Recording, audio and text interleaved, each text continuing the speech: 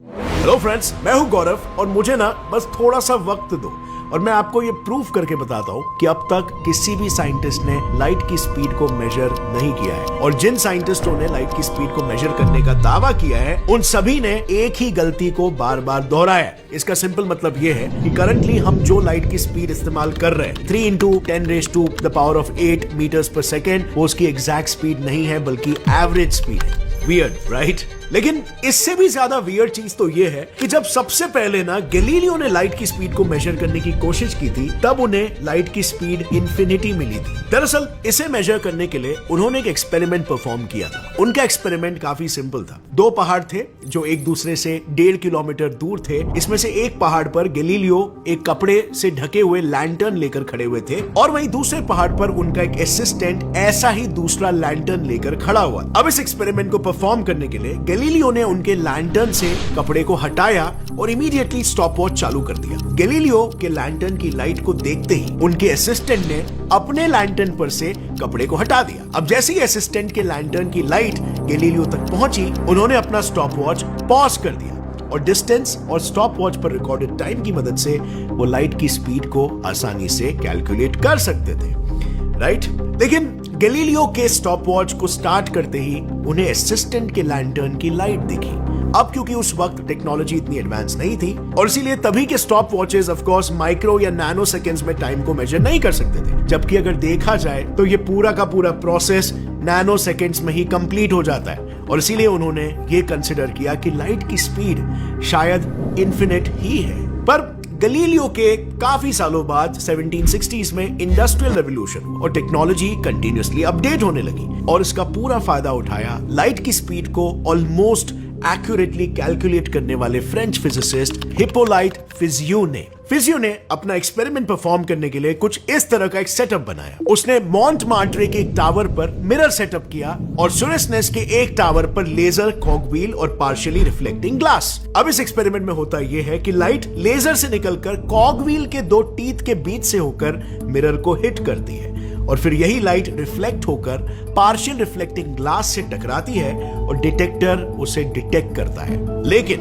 Physio ने जैसे ही धीरे धीरे कॉगव्हील की स्पीड बढ़ाई, एक पॉइंट ऐसा आया जब रिफ्लेक्टेड लाइट डिटेक्टर तक पहुंच ही नहीं पाई क्योंकि वो लाइट नेक्स्ट टीथ से टकराकर ब्लॉक हो रही थी। इसका मतलब ये था कि जितना टाइम व्हील के एक टीथ को ए से बी रोटेट होने में लगा उतना ही टाइम लाइट को स्योरसनेस टाउन से मॉन्टमार्ट्रे टाउन जाने और वहां से वापस कॉगव्हील के पास आने में लगा। और इससे फिजियो ने ये कैलकुलेट किया कि लाइट की स्पीड 3 लाख किलोमीटर्स पर सेकेंड। लेकिन फ्रेंड्स, यहां पर एक इंटरेस्टिंग लूप होल है। अगर आप ध्यान से देखोगे इन दोनों भी एक्सपेरिमेंट्स में साइंटिस्टों ने लाइट के दूसरे पॉइंट तक जाकर वापस आने की स्पीड को कैलकुलेट किया था, यानी कि लाइट की एवरेज स्पीड कैलकुलेट की थी। इसका मतलब लाइट की स्पीड ए से बी तक कुछ और हो सकती है और बी से ए तक कुछ और। नहीं समझे? रुको कुछ एग्जाम्पल से समझाता हूं। सपोज आपकी गाड़ी पॉइंट ए से बी तक 200 किलोमीटर पर आर से जा रही है और बी से ए तक 100 किलोमीटर पर आर की स्पीड से वापस आ रही है, तो गाड़ी की एवरेज स्पीड क्या होगी? आपके ऑप्शंस है ए 133.33 किलोमीटर पर आर, बी 150 किलोमीटर पर आर, सी 200 किलोमीटर पर आर और डी 166.67 किलोमीटर पर आर। अब वीडियो को पॉज करना और पूरे ईमानदारी से अपने आंसर को नीचे कमेंट्स में लिखना। डन? आई होप आप प्रीटी ईमानदार रहे होगे। अब आप में से ज्यादातर लोगों का आंसर 150 किलोमीटर पर आर ही होगा, है ना? वेल, इसका सही जवाब है 133.33 किलोमीटर पर आर। But how? तो देखो, speed is equal to total distance upon total time. तो अगर ए से बी के बीच के डिस्टेंस को हम x कंसीडर करें तो टोटल डिस्टेंस ट्रैवल्ड हो जाएगा 2x।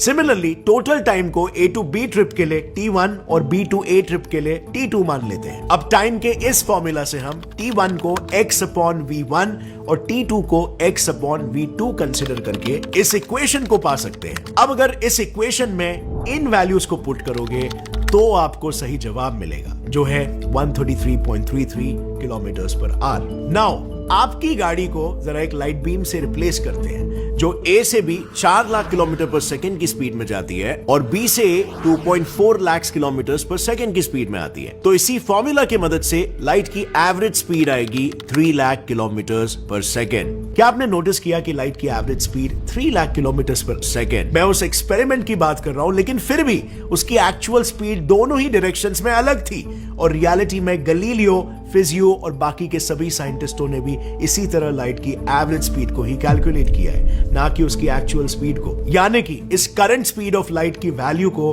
हम गलत बोल सकते हैं। तो अब सवाल यह आता है कि आइंस्टाइन ने किस बेसिस पर यह बोला कि लाइट की स्पीड कांस्टेंट है। आइंस्टाइन ने ऐसा क्यों कहा, इसे समझने के लिए उनके स्पेशल थियरी ऑफ रिलेटिविटी के इस पेपर पर थोड़ा ध्यान देना पड़ेगा। इसमें उन्होंने ये साफ साफ लिखा है कि लाइट स्पीड का कांस्टेंट होना उनकी इस थियरी का एक पोस्टुलेट है, विच मींस एक माना गया सच जिस पर उनकी थियरी निर्भर है। इनफैक्ट उन्होंने बाद में ये भी ऐड किया कि one way speed of light ना ही कोई assumption है, ना ही कोई हाइपोथेसिस, वो मेरी इच्छा से ली गई वैल्यू है जो मेरी साइमल्टेनिटी की थियरी को प्रूव करती है। अब ऐसे में आपको आइंस्टाइन काफी अनरिलायबल साउंड कर रहे होंगे, राइट? पर चलो एक बार उनके पर्सपेक्टिव से चीजों को समझ के देख। अब मान लो एक ट्रेन है जो ऐसे चल रही है और जिसमें मैं एक ट्रांसमीटर रिसीवर यूनिट के पास एक स्टॉप वॉच को लेकर बैठा हूं और आप भी ट्रेन के बाहर से एक स्टॉप वॉच लेकर ऑब्जर्व कर रहे हो। अब जैसे ही ट्रांसमीटर लाइट बीम एमिट करता है, मैं और आप इमीडिएटली अपनी स्टॉप वॉच चालू करते हैं और रिसीवर के रिसीव करते ही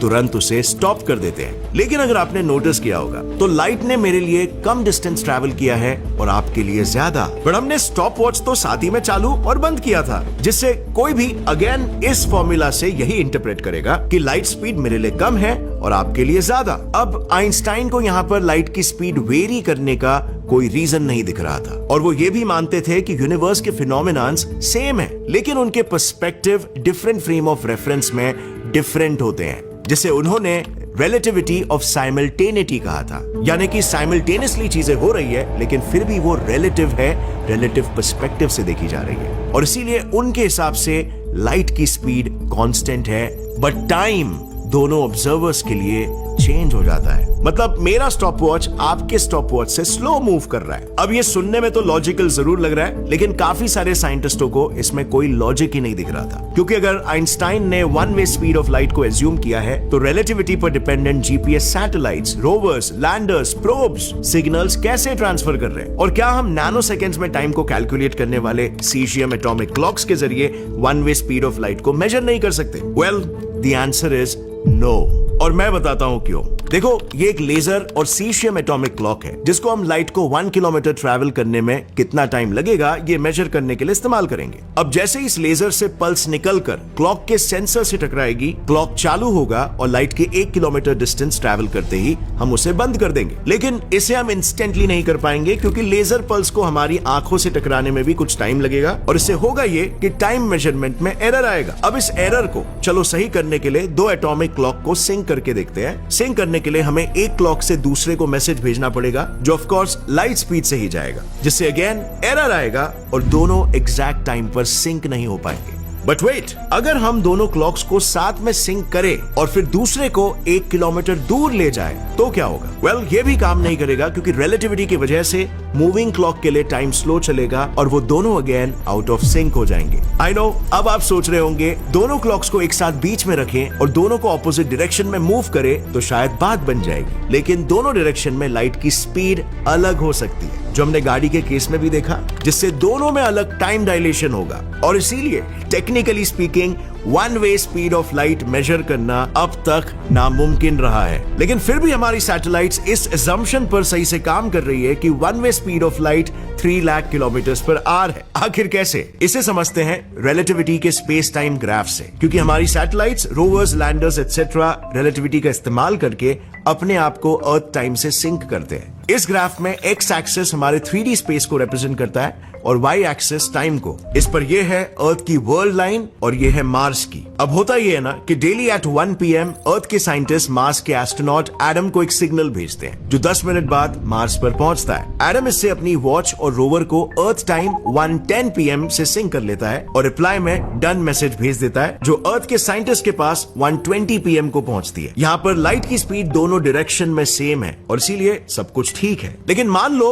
अर्थ की स्पीड अर्थ से मार्स की डायरेक्शन में c/2 है और मास से अर्थ के डायरेक्शन में इन्फिनिट है। तो ग्राफ कुछ ऐसा होगा। अर्थ से एडम को 120 PM पर मैसेज मिलेगा, पर एडम अपनी क्लॉक को 110 PM पर सेट करेगा क्योंकि उसे पता नहीं है कि light speed earth to Mars के डायरेक्शन में c/2 है। और जब वो रिप्लाई करेगा तो अर्थ को वो मैसेज इंस्टेंटली इन्फिनिट स्पीड से 120 PM को ही मिल जाएगा। अब ऐसा इसीलिए हो रहा है क्योंकि लाइट की स्पीड किसी भी डायरेक्शन में डिफरेंट क्यों ना हो, उसका एवरेज हमेशा कांस्टेंट ही होता है, which is 3 लाख किलोमीटर्स पर सेकेंड। और इसी वजह से सैटेलाइट्स, रोवर्स और बाकी चीजें नॉर्मली फंक्शन कर पाती है डिस्पाइट हैविंग सच अ ग्लेयरिंग शॉर्टकमिंग। और अगर फ्रेंड्स इस वीडियो से आपको कुछ भी नया सीखने मिला लाइट के बारे में, लाइक जरूर ठोकना। See you next time. As always, stay curious, keep learning and keep growing. जय हिंद।